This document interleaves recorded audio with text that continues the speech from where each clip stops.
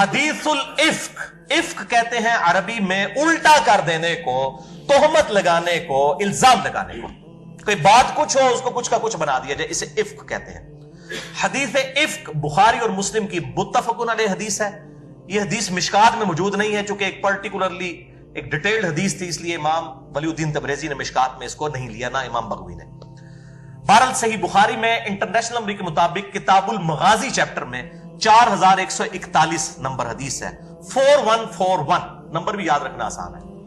اور صحیح مسلم میں کتاب التوبہ والے چیپٹر میں انٹرنیشنل نمبر کے مطابق 7020 نمبر حدیث ہے، حدیث الافق۔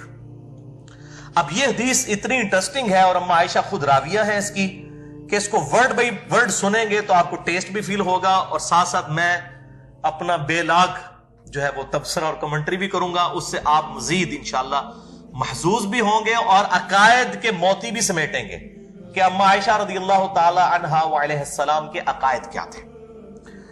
چنانچہ سیدنا محمد بن مسلم ابن شہاب زہری رحمہ اللہ تعالی المتوفى 124 ہجری، یہ تابعی ہیں اور امام ابو حنیفہ کے استاد ہیں۔ ان کی داڑھی نہیں تھی، چند بال ہی تھے۔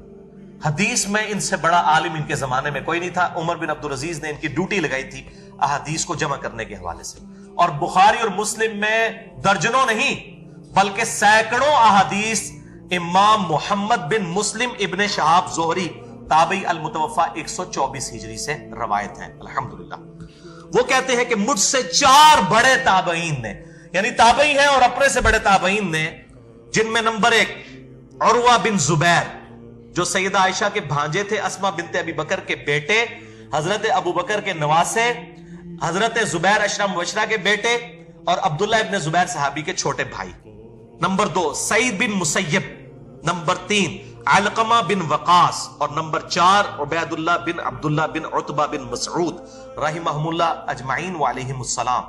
ان چاروں نے سیدہ عائشہ زوجہ رسول صلی اللہ علیہ وآلہ وسلم کے خلاف اس تہمت کا واقعہ بیان کیا، اور ان چاروں سے اما عائشہ نے بیان کیا تھا۔ اما عائشہ پردے میں جو ہے وہ اصحاب کو اور تابعین کو درس دیا کرتی تھی، ہے تو ماں ہے لیکن پردے والا معاملہ تھا۔ اور ان چاروں میں سے ہر ایک نے حدیث کا ایک ایک ٹکڑا روایت کیا، اور بعض کو بعض سے زیادہ یہ حدیث یاد تھی اور بیان کرنے میں بہت صحیح تھے۔ میں نے ہر ایک کی حدیث جو انہوں نے مجھ سے بیان کی، یعنی ابن شہاب زہری کہتے ہیں، اور ابن شہاب زہری ایسا مظلوم آدمی ہے کہ جس کو سنی کہتے ہیں شیعہ، کیونکہ سیدنا علی کی شان میں حدیثیں ہیں بخاری مسلم سے اس کی، حالانکہ یہ بھول جاتے ہیں ناسبی کہ حضرت ابو بکر اور عمر کی شان میں بھی جو حدیثیں بخاری مسلم میں وہ بھی ابن شہاب زہری سے۔ اسی لیے شیخ زبیر لیزئی رحمہ اللہ نے اس کے دفاع کے اوپر پورا مضمون لکھا ہے کہ ابن شہاب زہری جو ہے وہ الحمدللہ سنی تھا، الحمدللہ۔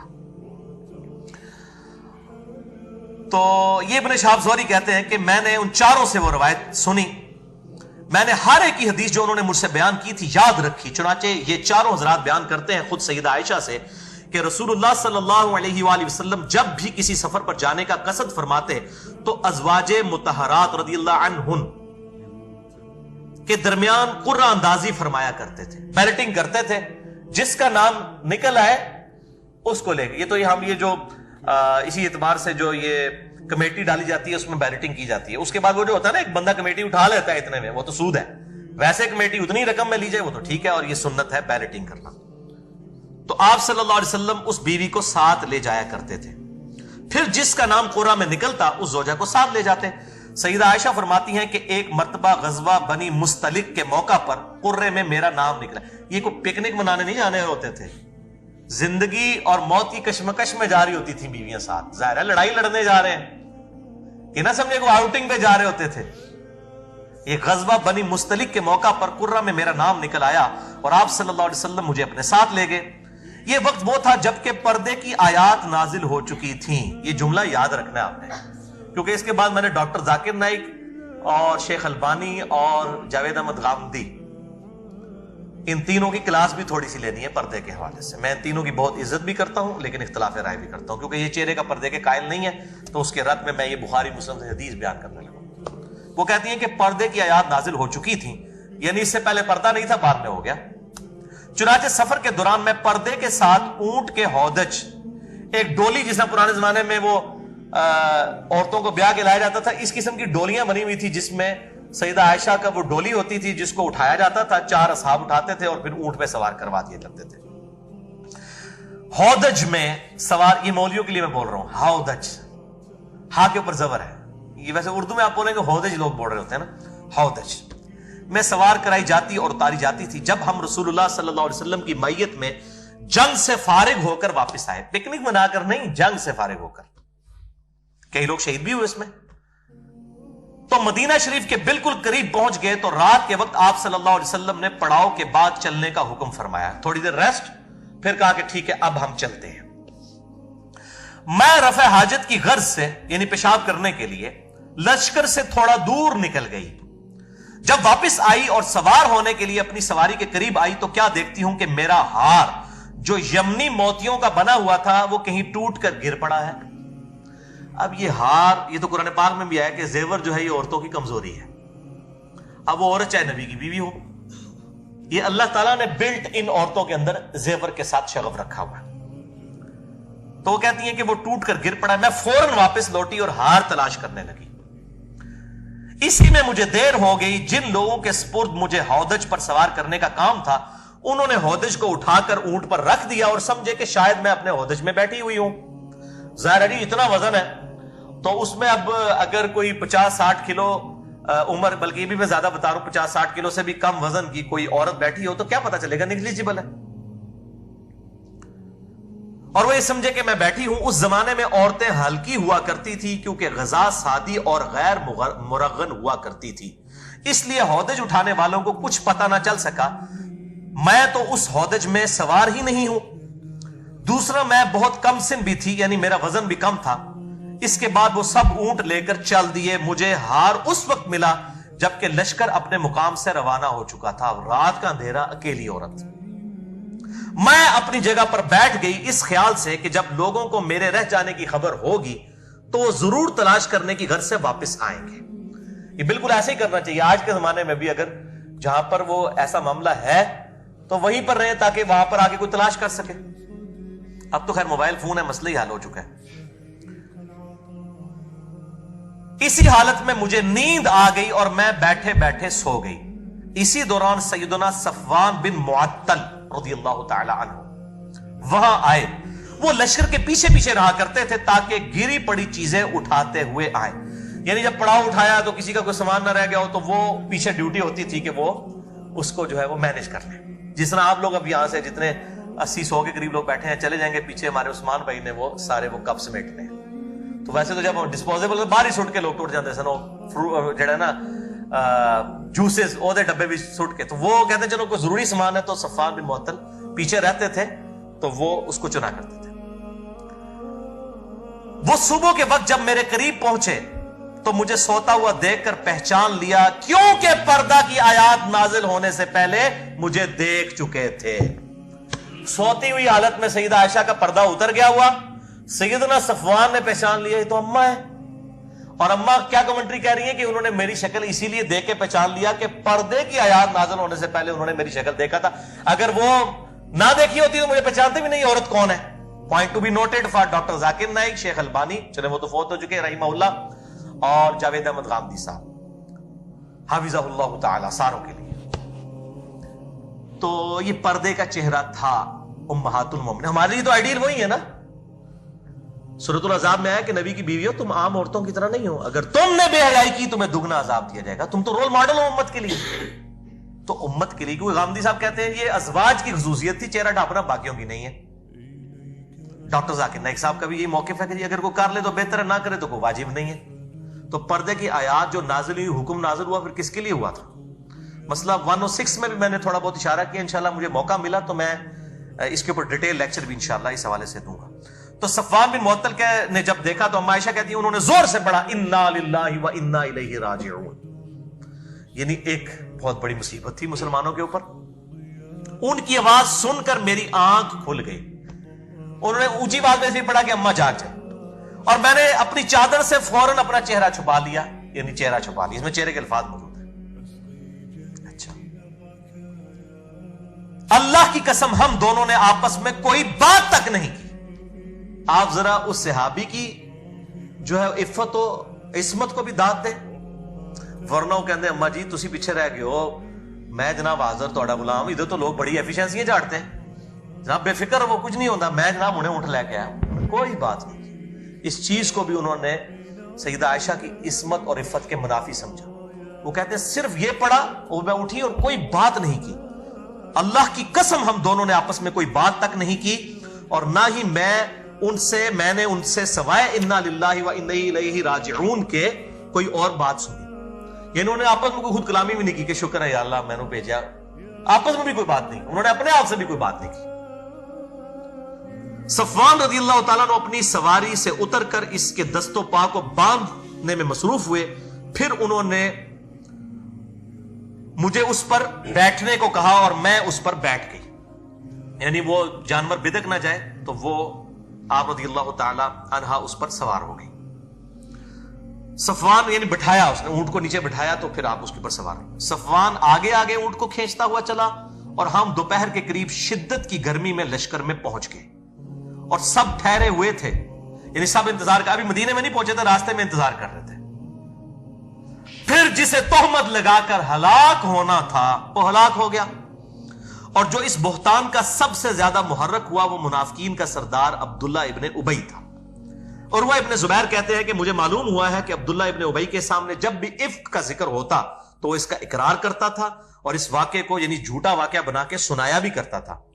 جبکہ ان بہتان لگانے والوں میں تینوں ہی صحابہ ہیں, کوئی بریلوی دیوبندی اہل حدیث شیعہ نہیں ہے, حنفی شافعی مالکی حنبلی نہیں ہے, تینوں صحابہ.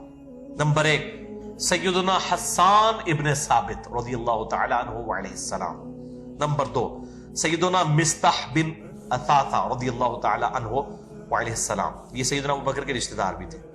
اور تیسرا ام المؤمنین سیدہ زینب کی بہن چھوٹی حمنہ بنت جحش رضی اللہ عنہن وعلیہم السلام.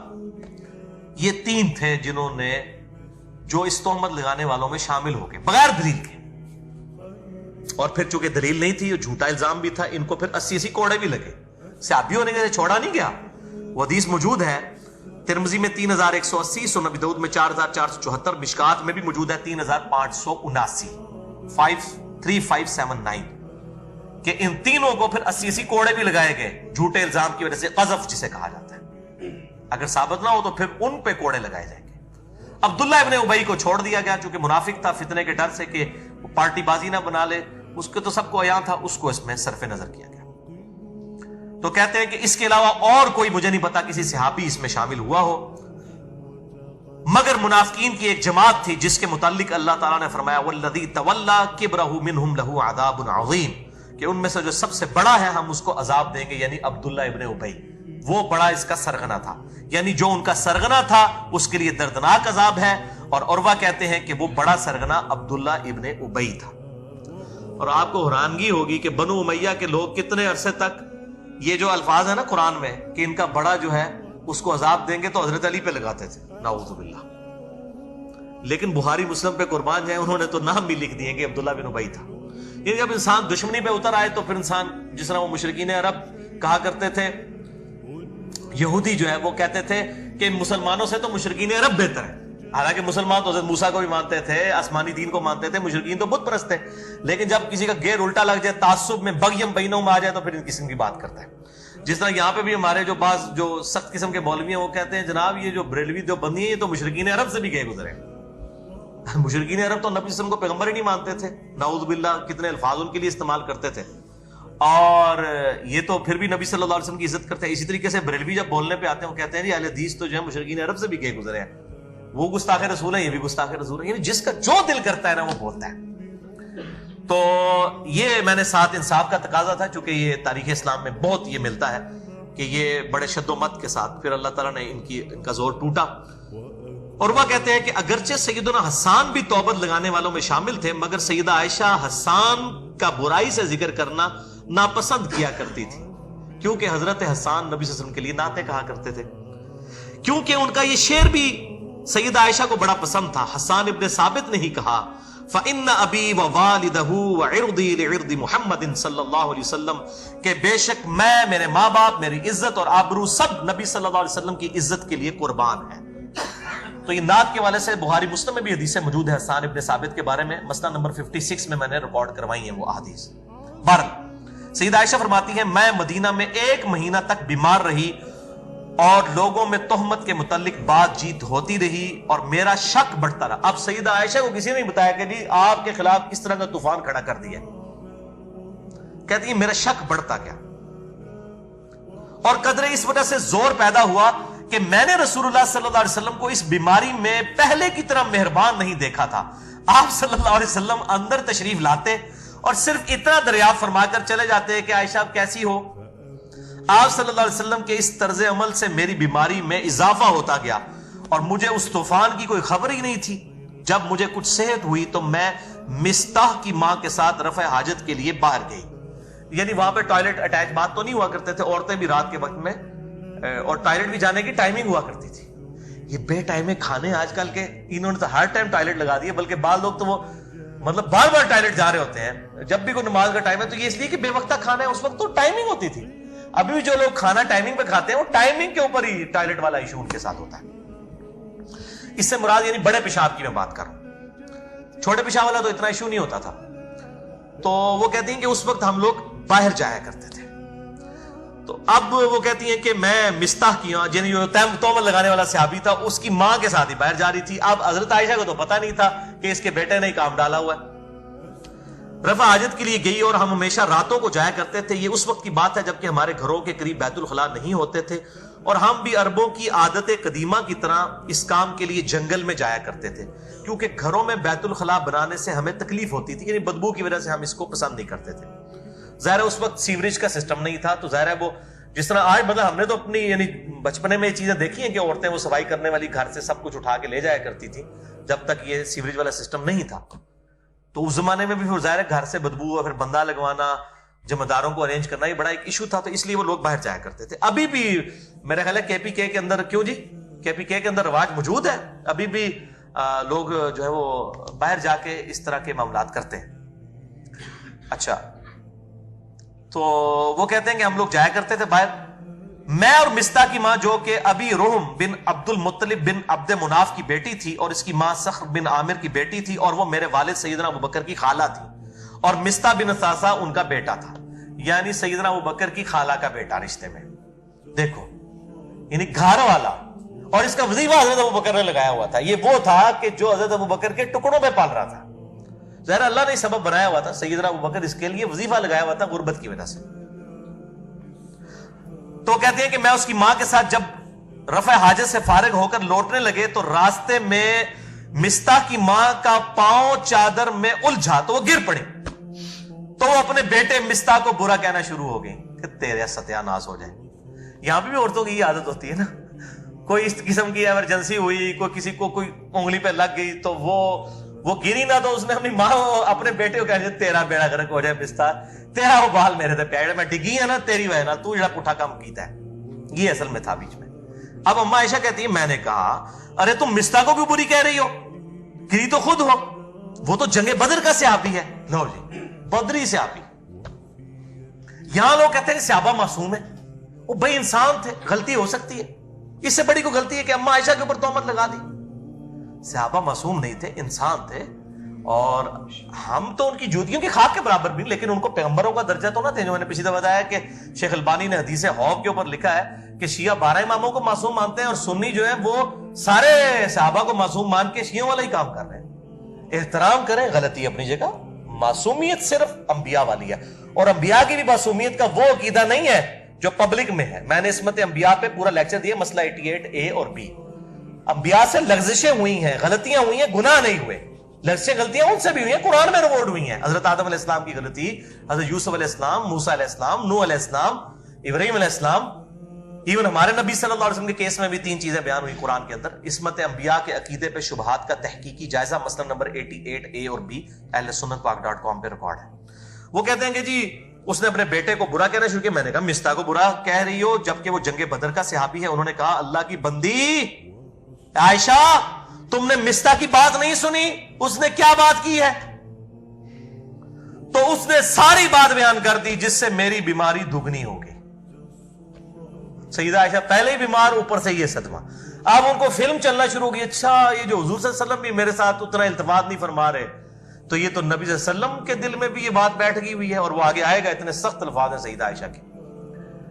تو میں گھر آئی اور آپ صلی اللہ علیہ وسلم گھر میں آئے، تو آپ صلی اللہ علیہ وسلم نے دور ہی سے سلام کے بعد مجھ سے پوچھا، اب تو پوری فلم چلی ہوئی تھی، سیدہ عائشہ نے کہا اچھا ہم سمجھ لگ گئی ہے، دل ہی دل میں انہوں نے کہا، مجھ سے پوچھا، فرمایا کیسی ہو؟ میں نے عرض کیا کہ مجھے میرے ماں باپ کے گھر جانے کی اجازت دے دیں۔ اب یہ انڈیکیٹر تھا، ورنہ ایک محبوب بیوی اپنے خاوند سے کہہ رہی ہے میں اپنے ماں پیوں نے مل آواں، تو سوچے گا بھی خیریت ہے، کس لیے جانا ہے، کتنے دنوں بعد آؤ گی؟ سیدہ عائشہ کہتی میں اس لیے جانا چاہ رہی تھی، میں جا کے ادھر جا کے پوچھوں اپنے ماں باپ سے کہ یہ جو طوفان کھڑا ہوا ہے تو تسی لوگ پہ کر دیو، میں تو اڈی بچی ہیں۔ تو نبی صلی اللہ علیہ وسلم نے، میرا خیال تھا کہ میں ان کے پاس جا کر اس بات کی تحقیق کروں، تو آپ صلی اللہ علیہ وسلم نے مجھے فوراً اجازت دے دی، کوئی آپ نے نہیں روکا۔ میں گھر آئی اور اپنی ماں سے کہا کہ ماں یہ لوگ کیا باتیں کر رہے ہیں؟ تو ماں سادیاں ماں انہوں نے کہا بیٹی تم اس کا بالکل غم مت کھاؤ۔ مجھے بھی لوگ کہتے ہیں کہ علی بھائی آپ پہ الزام لگتا ہے، آپ خاموش نہیں، خیر ہے اللہ تعالیٰ بات کرنے لے، اور جس سے ہو رہی ہوتی ہے انہوں پتا ہے نا کہ پہ ہوتا ہے، کسی کو مشورہ دینا بڑا سوکھا ہوتا ہے۔ اب یہ ماں کیا کہہ رہی ہے؟ ماں کہتی ہیں کہ بیٹا غم نہ کھاؤ، یہ تو شروع سے ہوتا چلا آیا ہے، جب کسی خوبصورت عورت کی سوکنیں ہوتی ہیں اور شوہر اس سے زیادہ محبت کرتا ہے تو اس قسم کی عورتوں پہ الزامات نکلتے رہتے ہیں۔ میں نے کہا سبحان اللہ، لوگ ایسی باتیں منہ سے نکالنا شروع ہو گئی اور آپ کہہ رہی ہیں کچھ نہیں۔ وہی گل ہے نا، جس نے مصیبت پئی ہوتی ہے انہوں پتا ہوتا ہے نا، لیکچر تو انہیں ریکارڈ کرانا ہے۔ انجینئر محمد علی مرزا پر 10 جھوٹے الزامات کا تحقیقی جائزہ، وہ جو تکلیف سے گزرا ہوتا ہے اس کو پتا ہوتا ہے۔ خیر میں رات بھر روتی رہی اور صبح ہو گئی، نہ آنسو تھمے نہ ہی نیند آئی پوری رات۔ جب وہی الہی آنے میں دیر لگی تو رسول اللہ صلی اللہ علیہ وسلم نے سیدنا علی رضی اللہ تعالیٰ عنہ اور سیدنا اسامہ کو بلایا، یہی دو حضور کے لاڈلے سے آتے تھے۔ سیدنا علی بچپن سے پالا ہوا، اور سیدنا جو اسامہ تھے وہ زید ابن حارثہ کے بیٹے، وہ بھی آپ کے پوتوں کی مانند تھے۔ اچھا، اور اس معاملے میں مشورہ کیا۔ اسامہ جو ازواج مطہرات کی پاک دامنی سے واقف تھے کہنے لگے یا رسول اللہ صلی اللہ علیہ وسلم، عائشہ تو آپ صلی اللہ علیہ وسلم کی بیوی ہے، ان کو اپنے پاس رکھیے، میں ان میں کوئی برائی نہیں دیکھتا، وہ نیک اور پاک دامن عورت ہے۔ یعنی نبی صلی اللہ علیہ وسلم مشورہ لے رہے ہیں کہ بتاؤ کہ یہ جو باتیں ہو رہی ہیں اس میں تمہارے، اب آج کل کا کوئی بندہ ہوتا تو کہتا ہے یا رسول اللہ علیہ وسلم تہاڈی بیوی یہ ہو ہی نہیں سکتا جو ہوئے، کس طرح دی گلاں کر رہے ہو تسی، خود اپنی بیوی تے شک کر رہے ہو۔ لوگ تو اس طرح کی باتیں کرتے ہیں، فوراً ہی مطلب لوگ جو ہے نا فضائل بیان کرنا شروع کر دیتے ہیں، لیکن ان کو پتا تھا کہ انسان تو انسان ہے، غلطی کا پتلا ہے، اور نبی صلی اللہ علیہ وسلم اگر پوچھ رہے ہیں تو ہمیں اب ان کے بارے میں صحیح کومنٹس دینے چاہیے جو ان کا کریکٹر ہے۔ اچھا، اس کے بعد نبی صلی اللہ علیہ وآلہ وسلم نے سیدنا علی سے پوچھا، تو سیدنا علی نے عرض کیا یا رسول اللہ صلی اللہ علیہ وسلم آپ کے لیے عورتوں کی کوئی کمی ہے؟ اور بھی اور بہت سی عورتیں موجود ہیں، آپ ان سے نکاح کر سکتے ہیں۔ اب اس بات کو نا لوگ کہتے ہیں جی سیدنا علی نے بغض کا اظہار کیا ہے اما عائشہ کے ساتھ۔ بھئی یہ ان کا بغض نہیں تھا، یہ نبی صلی اللہ علیہ وسلم سے ان کی انتہا درجے کی عقیدت تھی۔ انہوں نے قطعاً نہیں کہا کہ عائشہ اس طرح کی ہے یا اس نے یہ کیا ہے، انہوں نے کہا یا رسول اللہ علیہ وسلم آپ نے ایک بیوی کے پیچھے اتنی ٹینشن لی ہے، اتنی عورتیں اور موجود ہیں آپ کے لیے۔ اور واللہ اللہ تعالیٰ نے قرآن حکیم میں سیدنا علی کی توثیق کر دی ہے قیامت تک کے لیے۔ میں نازبیوں کو پھکی دے رہا ہوں جو علی سے بغض رکھتے ہیں اور کہتے ہیں جی علی عائشہ سے بغض رکھتے، نعوذ باللہ، علی بھی جو اللہ تعالیٰ بھی عائشہ سے بغض رکھتے تھے۔ واقعہ ایلا جو بخاری مسلم میں ہے، جو سورہ الاحزاب اور سورہ تحریم کے اندر اس کی ڈیٹیل موجود ہے کہ نبی صلی اللہ علیہ وسلم سیدہ عائشہ اور حفصہ نے جو آپ صلی اللہ علیہ وسلم کے ساتھ بدتمیزی کی، جو قرآن میں بھی آیا، سورہ تحریم سورۃ الاحزاب میں، حتیٰ کہ طلاق تک نوبت آ گئی، آپ صلی اللہ علیہ وسلم کو کہا گیا طلاق دیں ان دونوں کو۔ میں نے پورا مسئلہ نمبر 105 جنید جمشید پہ گستاخی کے الزام کا تحقیقی جائزہ، اس میں یہ حدیث ایلا بیان کی ہے، آج مال نہیں ہے ورنہ تو 1-1.5 گھنٹہ لگ جائے۔ اس حدیث میں بھی آپ صلی اللہ علیہ وسلم کی ناراضگی اور اس کی تسلی میں جب سورہ تحریم کی آیات نازل ہوئیں تو عائشہ اور حفصہ کو کہا گیا تمہارے دلوں میں ٹیڑھ پن آ گیا ہے، رجوع لاؤ، توبہ کرو، اور اگر تم ہمارے نبی کے ساتھ یہ سلوک کرو گی تو یہ یاد رکھو اللہ تعالیٰ ان کو اور عورتیں دے گا اگر وہ تمہیں طلاق دے دے۔ پھر اللہ تعالیٰ نے ان بیویوں کی خوبیاں گنوائیں کہ اگر اے نبی صلی اللہ علیہ وسلم آپ عائشہ اور حفصہ کو طلاق دے دے تو ہم آپ کو مسلم मुमिन, ताबे फरमान, तौबा करने वाली, इबादत गुजार, रोजादार और कंवारियां और औरतें अता फरमा देंगे। तो सैयदना अली ने कौन सा जुर्म किया? ये कहा क्या कि या रसूलल्लाह आपके लिए थोड़ी और औरतें हैं। उन्होंने तो इतना कहा, अल्लाह ताला ने उसकी ब्रेकअप भी दे दिया कि अगर आप आयशा व हफ्सा को तलाक दें तो हम आपको मुस्लिम, मुमिन, ताबे फरमान, तौबा करने वाली, इबादत गुजार, रोजादार, कंवारी बीवियां और अता फरमा देंगे। आप इन दो बीवियों पे बैठे हुए। आप सल्लल्लाहु अलैहि वसल्लम के बारे में बड़ी सख्त हमीयत थी सैयदना अली के दिल में, तो ये उन्होंने उसका इजहार किया। हजरत आयशा को कोई बुरा नहीं कहा, और आगे अल्फाज भी आप देखें उससे भी आपको क्लियर हो जाएगा। तो उन्होंने कहा आपके लिए औरतों की कोई कमी है? आप सल्लल्लाहु अलैहि वसल्लम बरीरा अपनी खादमा से पूछिए। सैयदना अली ने कहा कि मैं अब उसके बारे में क्या कमेंट्स करूं, आयशा के बारे में सबसे करीबी तो आपकी खादमा है जो आयशा और आपके दोनों के साथ अटैच है, वो सबसे बेहतर समझती है कि सैयदा आयशा रज़ियल्लाहु ताला अन्हा का कैरेक्टर कैसा है। वो सब किस्सा बयान करेंगी। फिर आप सल्लल्लाहु अलैहि वसल्लम ने बरीरा को तलब किया और फरमाया, ए बरीरा, आयशा की कोई बेजा बात तुम्हें मालूम हो और देखी हो तो उसे बयान करो। बरीरा ने कहा, अल्लाह की कसम जिसने आप सल्लल्लाहु अलैहि वसल्लम को रसूल बनाकर मबूस किया, मैंने आयशा में कोई ऐसी बात नहीं देखी कि उस पर तोहमत की तस्दीक कर सकूं। उन्होंने तौसीक कर दी। अल्लाह अकबर। हां, वो नहायत कमसिन लड़की हैं और उनके भोलेपन की हालत यह है कि आटा गूंद कर सो जाती हैं तो बकरी आकर खा जाती है। यानी ये उनके अंदर एक थोड़ी सी इस हवाले से कमजोरी मौजूद है, बाकी करैक्टर की कोई कमजोरी नहीं है। आप सल्लल्लाहु अलैहि वसल्लम बरीरा की बात सुनकर खड़े हुए, फिर मिंबर पर आकर आप सल्लल्लाहु अलैहि वसल्लम ने अब्दुल्ला इब्ने उबई के मुताल्लिक मुसलमानों से खुतबा इरशाद फरमाया और कहा, मुसलमानों, इस शख्स से कौन बदला लेगा जिसने मेरी बीवी पर इल्जाम लगाया है और मुझे बदनाम करने की कोशिश की है और इस बदनामी को मुझ तक ले आया। अल्लाह की कसम मैं अपनी बीवी को नेक और पाक दामन ही समझता हूं। अब ये जो आप सल्लल्लाहु अलैहि वसल्लम का कसम उठाना है ना, तो बुखारी और मुस्लिम में हदीस है कि अल्लाह के ऐसे नेक बंदे भी हैं जब कसम उठा दें तो अल्लाह उनकी कसम को सच्चा कर देता है। तो सबसे नेक आदमी कौन है? हमारे महबूब सल्लल्लाहु अलैहि वसल्लम। और ये इस कसम में ये चीज पोशीदा है कि आप सल्लल्लाहु अलैहि वसल्लम भी सैयदा आयशा के बारे में हुस्न ज़न रखते थे। अच्छा, और फिर नबी सल्लल्लाहु अलैहि वसल्लम ने उसी खुतबे में कहा कि और जिस गरीब सफवान को ये शरीक कर रहे हैं मेरे बीवी के मामले में, वो भी इंतहाई अच्छा आदमी है। मेरी गैर मौजूदगी में कभी भी वो मेरी बीवी के पास नहीं आया। ये कलाम सुनते ही साद इब्ने माज औस के सरदार खड़े हुए और अर्ज किया, या रसूलल्लाह, आपके हुक्म की तामील की जाएगी। अगर ये शख्स मेरे कबीले का होता, यानी अब्दुल्ला इब्ने उबई, वो खजरज में से था, तो मैं अभी उसकी गर्दन मार देता। और अगर ये हमारे भाइयों खजरज में से है, अब कबायली सिस्टम बड़ा स्ट्रांग था, तो आप सल्लल्लाहु अलैहि वसल्लम हमें हुक्म दे तो उस पर अमल किया जाएगा, हम इनको भी नहीं छोड़ेंगे। अच्छा, अब देखें कबायली सिस्टम कितना स्ट्रांग था।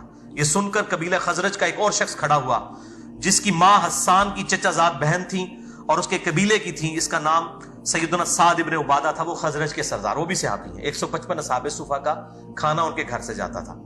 वो खजरज का सरदार था, खड़ा हुआ कहने लगा, वल्लाह ऐ साद इब्ने माज, तू झूठा है और कभी उसको नहीं मार सकता, ना तेरी ये मजाल है कि तू उसे मार सके।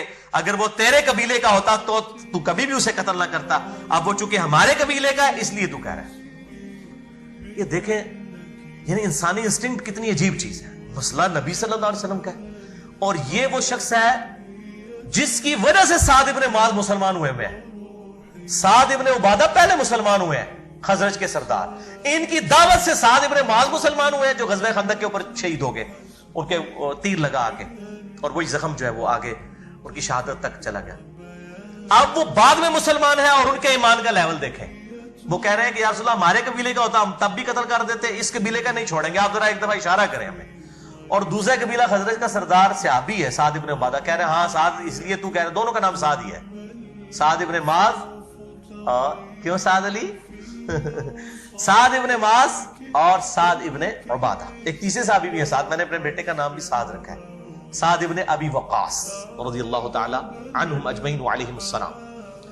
तो वो दोनों साद है और वो दोनों इस तरह जब कर रहे हैं तो नबी सल्लल्लाहु अलैहि वसल्लम ने जब ये मामला देखा, उसी दौरान उसैद बिन हुजैर खड़े हुए, यानी औस के एक और सरदार थे जो साद इब्ने माज के चचाजाद भाई थे। وہ کہنے لگے اللہ کی قسم ہم اسے ضرور قتل کریں گے اے سعد ابن عبادہ، تو منافق ہے اور منافقوں کی حمایت کرتا ہے. حالانکہ وہ صحابی تھے. یہ تھی نبی صلی اللہ علیہ وسلم سے محبت صحابہ کی. انہوں نے کہا سعد تم منافق ہو چکا ہے. حالانکہ یہ شخص پہلے نیک تھا مگر اب اپنی قوم کی حمایت کر رہا ہے. انہوں نے کہا تو ہے بندہ نیک صاحب پر ہون تیری قوم آگے آ گئی ہے. اور یہی ہوا آپ صلی اللہ علیہ وسلم کی وفات کے بعد.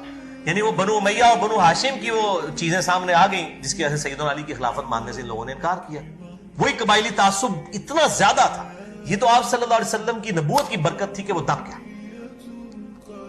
حالانکہ یہ شخص پہلے نیک تھا مگر اپنی قوم کی حمایت کر رہا تھا. اس گفتگو کے بعد اوس اور خزرج دونوں قبیلوں کے لوگ کھڑے ہوئے اور لڑنے پر مستعد نظر آئے.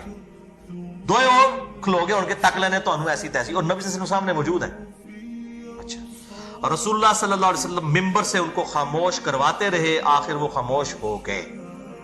اب یہ آپ صلی اللہ علیہ وسلم کا معجزہ تھا، ورنہ اس قبائلی سسٹم میں آپ امیجن بھی نہیں کر سکتے. اس ٹائم ایسی ان کی کیفیت دماغ کی ہو جاتی تھی قبیلوں کی کہ وہ کسی کی نہیں سنتے تھے. تو بہرحال آپ صلی اللہ علیہ وسلم کی بات سنی اور بیٹھ گئے. اب ظاہر اب آگے کیا آپ سے بات کرتے، جو معاملات بگڑ جانے تھے. آپ صلی اللہ علیہ وسلم ممبر سے اتر آئے. سیدہ عائشہ فرماتی ہے کہ میں تمام دن رات روتی رہی، نہ آنسو تھمتے تھے نہ نیند آتی تھی، اور میرے ماں باپ بھی کبیدہ خاطر تھے. میں 2 دن تک برابر روتی رہی، نہ آنسو تھمے اور نہ نیند آئی. 48 گھنٹے اندازہ کریں. اور میں سمجھنے لگی کہ اب تو میرا کلیجہ پھٹ جائے گا. ماں باپ میرے پاس موجود تھے. اتنے میں انصار کی ایک اور عورت اجازت لے کر میرے پاس آئی اور وہ بھی رونے لگی.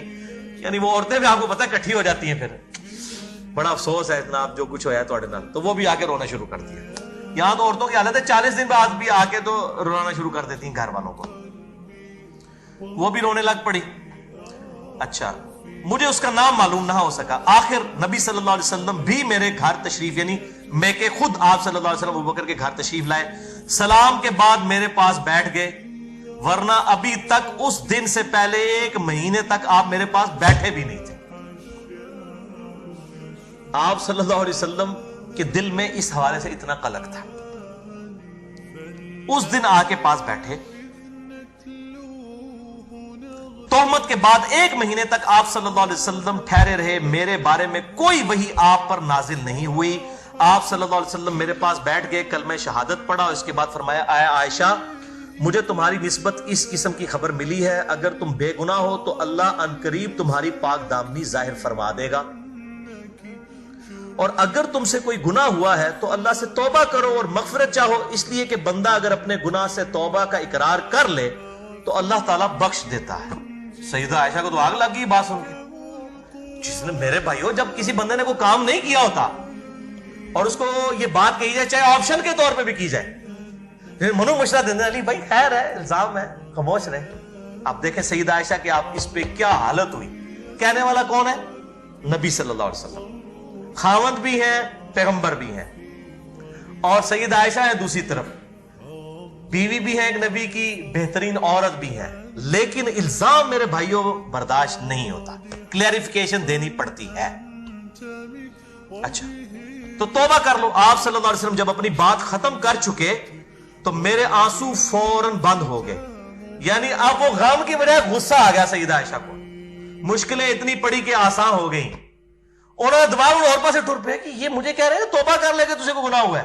اندازہ کرو میرا خاوند مجھ سے یہ بات کر رہا ہے. ایک قطرہ بھی نہ رہا. میں نے اپنے باپ ابوبکر سے کہا کہ رسول اللہ کی بات کا جواب دو.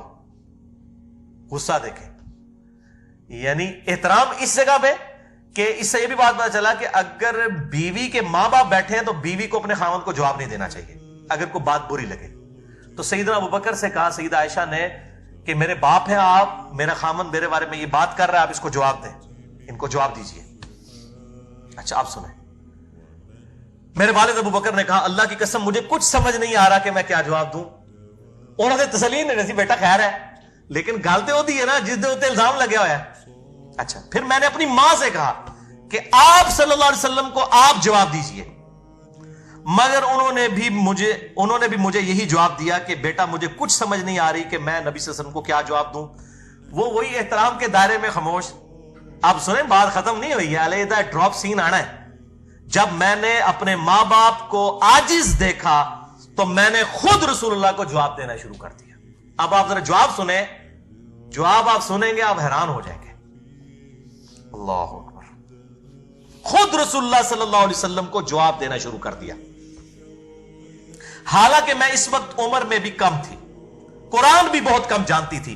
میں نے کہا اللہ کی قسم آپ صلی اللہ علیہ وسلم نے اس بات کو سنا اور وہ بات آپ کے دل میں جم گئی ہے، یعنی میرے بارے میں یہ غلط تہمت والی بات آپ کے دل میں جم گئی ہے اور میری طرف سے آپ کے دل میں شبہ پیدا ہو گیا ہے. اب اگر میں اپنی بے گناہی بھی بیان کروں تو آپ صلی اللہ علیہ وسلم کبھی بھی مجھے سچا نہیں مانیں گے، کیونکہ آپ کے دل میں بات بیٹھ گئی کہ عائشہ نے یہ کیا ہے. اندازہ کریں. ہاں اگر میں اپنے گناہ کا اقرار کر لوں کہ واقعی میں نے یہ کیا ہے اور حالانکہ حقیقت میں نے نہیں کیا تو آپ ضرور مان لیں گے. یعنی اگر میں یہ جھوٹی موٹی بھی کہہ دوں نا کہ یا رسول اللہ میں توبہ کر رہی ہے میں کیتا ہے تو تجھے کہو کہ ہاں اے ہوں ٹھیک ہے. اس سے یہ بات پتا چلا کہ حضرت عائشہ کے دماغ میں بھی کہیں نہیں تھا کہ نبی صلی اللہ علیہ وسلم کو علم غیب ہے. یہ باتیں علم غیب والے کے ساتھ کی جاتی ہیں. یہ میں بریلویوں کو توبہ کی طرف دعوت دیتا ہوں کہ علم غیب والا جو مسئلہ ہے وہ اس طرح ہے نہیں ہے، وہ اللہ کے بتانے پر محمول ہوتا ہے. مسئلہ نمبر 6A اور 6B ریکارڈڈ میرا موجود ہے ahlsunnatpak.com پہ. ورنہ اس لیول کی گفتگو میں کہتا ہوں یہ کسی کو یہ گفتگو حضرت عائشہ کے بغیر بتائی جائے نا، لا الہ الا اللہ محمد رسول اللہ، تمام بریلوی اس کو کافر اور گستاخ رسول کہیں گے جس نے یہ جملے بولے ہیں حضور کے بارے میں. علم غیب دا منکر گستاخ رسول. اور وہ کون ہے؟ سیدہ عائشہ. ان کے عقیدہ جو انہوں نے پروپیگیٹ کیا ہوا ہے پبلک کے اندر. نعوذ باللہ من ذالک. پھر کہنے لگی کہ میں نے کہا کہ اللہ گواہ ہے کہ اب میری اور آپ کی وہی حالت ہے جو یوسف کے والد کی تھی. پھر میں نے قرآن کی وہ آیت سورہ یوسف کی پڑھی فَصَبْرٌ جَمِيلٌ وَاللَّهُ الْمُسْتَعَانُ عَلَى مَا تَصِفُونَ. میں صبر کروں گی. جو حضرت یعقوب علیہ السلام کو جب ان کے قریبی رشتہ دار سمجھاتے تھے نا کہ یوسف کو نہ یاد کریں نہ یاد کریں، آپ کو ویسے ہی وہم ہو گیا ہے، وہ کہتے ہیں مجھے یوسف کی خوشبو آتی ہے، تو انہوں نے کیا کہا؟ یہی پڑھا فَصَبْرٌ جَمِيلٌ وَاللَّهُ الْمُسْتَعَانُ عَلَى مَا تَصِفُونَ. میں صبر کروں گا جو کچھ یوسف کے بھائیوں نے کیا، اللہ سے مدد مانگوں گا. یہ کہہ کر میں نے اپنا منہ گھما لیا اور بستر پر خاموشی سے لیٹ گئی حضور سے کو کنڈ کر کے. اتنا غصہ یہ بات کر کے اس کے بعد کہتی میں نے دوسری طرف منہ کر لیا، کیونکہ مجھے یقین تھا کہ اللہ خوب جانتا ہے کہ میں گناہ ہوں. اور اگر بریلوی ہوتی تو وہ بھی عقیدہ ہوتا وہ والا جو معاملہ انہوں نے مشہور کیا ہوا ہے. اور میری گناہ بے گناہی کو اللہ ظاہر کر دے گا، مگر مجھے یہ خیال بھی نہ تھا کہ میرے معاملے میں قرآن کی آیات نازل ہو جائیں گی. اللہ اکبر. سورۃ النور آیت نمبر 11 سے لے کر 26 تک 16 آیات. اللہ اکبر. اچھا انہوں نے کہا کہ مجھے یقین تھا کہ اب ہو جائے گا. کیوں؟ اب اس سے بڑی کیا تکلیف تھی کہ خاوند کہہ رہا کہ توبہ کر لے اگر ہو گیا ہے، کیونکہ یہ قرآن کی آیت ہے ان مع العسر یسرا ان مع العسر یسرا. ہر مصیبت کے بعد آسانی ہے، ہر مشکل کے بعد آسانی ہے. انہوں نے کہا اس سے بڑی تو کوئی مشکل آ ہی نہیں سکتی تھی کہ میرا خاوند مجھ پہ شک کرے. اب کہتی مجھے یقین ہو گیا کہ اب اس کے بعد آسانی آئے گی، یعنی اللہ تعالیٰ خود اظہار کر دے گا اس معاملے کا. مجھے تو یقین بھی نہ تھا میرے بارے میں آیات نازل ہوں گی اور قیامت تک پڑھی جائیں گی، کیونکہ میں اپنی حیثیت اتنی نہیں سمجھتی تھی کہ اللہ تعالیٰ میرے بارے میں اپنا قرآن نازل فرما دے گا. ہاں یہ امید تھی کہ آپ صلی اللہ علیہ وسلم کو خواب میں میرے متعلق بتا دیا جائے گا. یعنی اس سے کیا پتا چلا؟ ان کو یہ عقیدہ نہیں تھا کہ نبی صلی اللہ علیہ وسلم خود علم غیب جان لیتے ہیں، جب چاہے جتنا چاہے جان لیتے ہیں. یہ عقیدہ نہیں تھا ان کا. نعوذ باللہ. مسئلہ نمبر 6A اور 6B دیکھ لیجئے. خواب میں میرے متعلق بتا دے گا جس سے میری بے گناہی ثابت ہو جائے گی. اس کے بعد آپ صلی اللہ علیہ وسلم اپنی جگہ سے اٹھے بھی نہ تھے، نہ کوئی گھر کا آدمی اٹھا تھا. اسی وقت یہ جب وہ باتیں کر کے ہٹی آپ صلی اللہ علیہ وسلم پر وحی کی کیفیت طاری ہوئی جیسا کہ وحی کے وقت ہوا کرتا تھا، اور اس کلام کی سختی کی وجہ سے، اس کے وزن کی وجہ سے آپ صلی اللہ علیہ وسلم پر سردی کے ایام میں بھی جسم مبارک پر پسینہ ٹپکنا شروع ہو جاتا تھا. وَلَوْ أَنزَلْنَا هَذَا الْقُرْآنَ عَلَى جَبَلٍ لَرَأَيْتَهُ.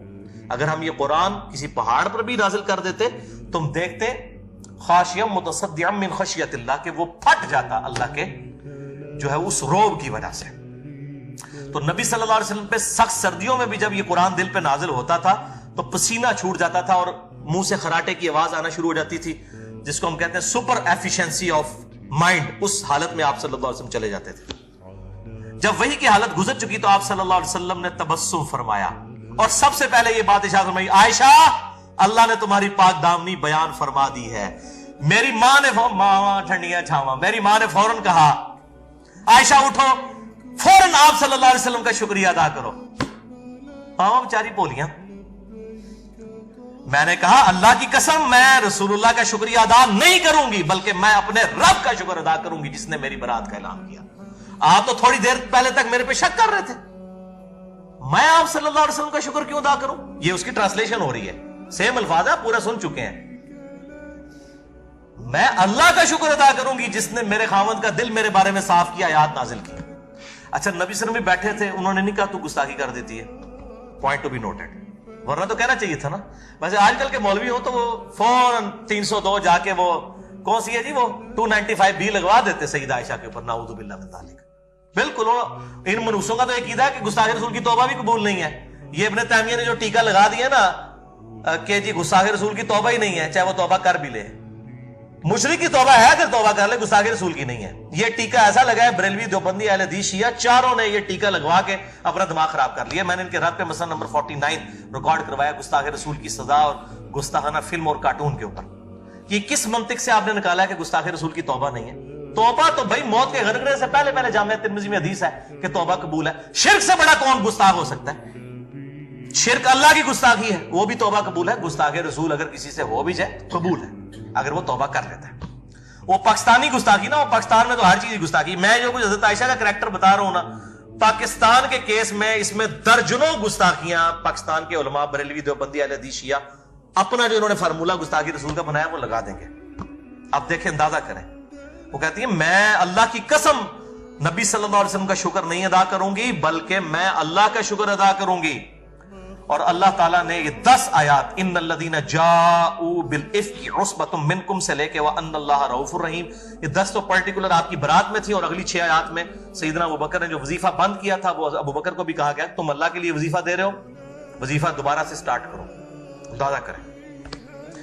میرے رب نے میری بے گناہی ظاہر فرما دی. سیدنا ابوبکر جو رشتہ دار کی غربت کی وجہ سے مستح کی کچھ مالی مدد کیا کرتے تھے، انہوں نے مستح کے متعلق یہ سوچا ہی تھا کہ آئندہ میں اسے کوئی مال نہیں دوں گا کیونکہ اس نے عائشہ کو بدنام کیا. چنانچہ اللہ تعالیٰ نے اس کے بارے میں بھی نازل فرما دیا وَلَا يَأْتَلِ أُولُو الْفَضْلِ مِنْكُمْ، جو تم میں جن کو اللہ نے مال دیا ہے وہ اپنی رشتہ داریوں کی وجہ سے نا، دیکھیں ذرا کس لیول کی بات ہو رہی ہے.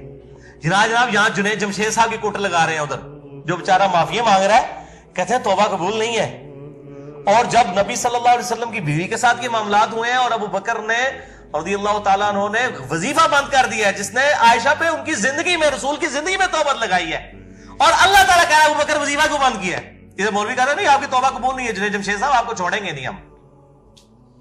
جنید جمشید تو عشر شیر بھی نہیں ہے. میں نے تو خیر 105 میں ریکارڈ کرا دیا کہ اصل گستاخ کون ہے، ساروں کے بابوں کو میں نے بتایا. اور یہاں پہ مستح کا وظیفہ جب بند کیا حضرت عائشہ پہ تہمت کیا سے اللہ تعالیٰ نے بجائے مستح کے ابو بکر کو کہا کہ تو اللہ کے لیے وظیفہ دے رہا تھا، تو نے کیوں وظیفہ بند کیا؟ تو نے تو اللہ سے اجر لینا ہے. یہ آیات نازل ہوئی.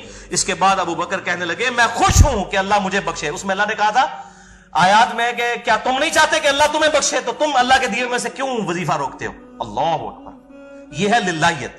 تو حضرت ابو بکر کہتے ہیں میں خوش ہوں کہ اللہ مجھے بخشے، میں مستح کو وہی کچھ دیا کروں گا جو پہلے دیا کرتا تھا، واللہ میں اس کو مال دینا بند نہیں کروں گا. سیدہ عائشہ فرماتی ہیں آپ صلی اللہ علیہ وسلم نے تہمت کے ایام میں ام المومنین زینب سے جو میری سوکن تھی میرا ہاتھ دریافت کیا، کیونکہ ام المومنین زینب کی بہن جو حمنہ بنت جہش تھی نا وہ بھی اس میں شامل تھی تہمت لگانے والوں میں، حسان ابن ثابت اور مستح کے ساتھ ان تینوں کو کوڑے بھی لگائے گئے.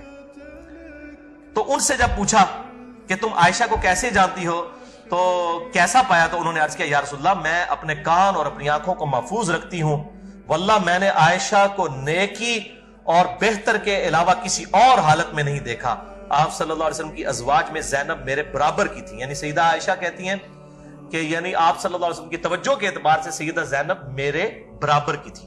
اور ان کے بارے میں حدیث ہے کہ سب سے پہلے، صحیح بخاری میں بھی آتا ہے، مسلم میں، کہ میرے مرنے کے بعد سب سے پہلے میری وہ بیوی مجھے آ کے ملے گی جس کے ہاتھ سب سے لمبے ہیں، یعنی اس کی یہ کوالٹی ہے. تو سیدہ عائشہ کہتی ہے ہم ساری بیویاں آپس میں ہاتھ لمبائی کیا کرتی تھی، تو سیدہ زینب سب سے پہلے فوت ہوئی.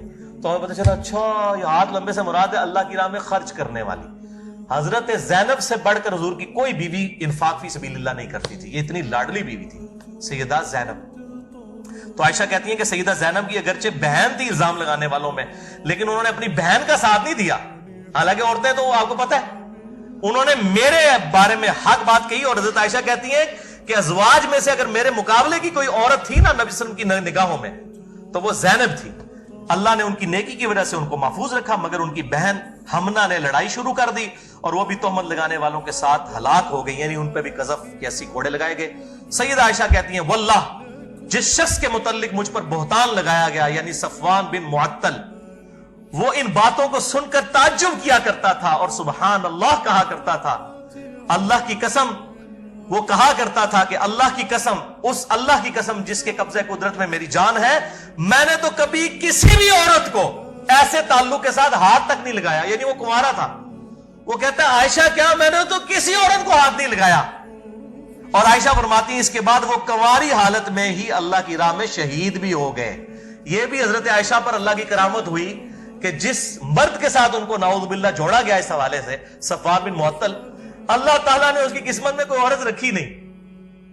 یعنی وہ والا معاملہ ایسا کیا کہ وہ مرد جو ہے وہ کنواری حالت میں ہی شہید ہو گیا اللہ تعالیٰ کی راہ میں. الحمدللہ اس کے اوپر یہ حدیث عفق جو ہے وہ مکمل ہوئی.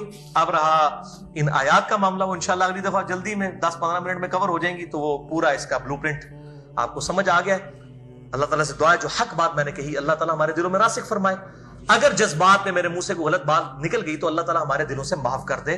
ہمیں کتاب و سنت کی تعلیمات پر عمل کر کے دوسرے بھائیوں تک پہنچانے کی توفیق عطا فرمائے. سبحانک اللہم و بحمدک اشہد ان لا الہ الا انت استغفرک و اتوب الیک وما علینا الا البلاغ المبین. جزاکم اللہ خیرا.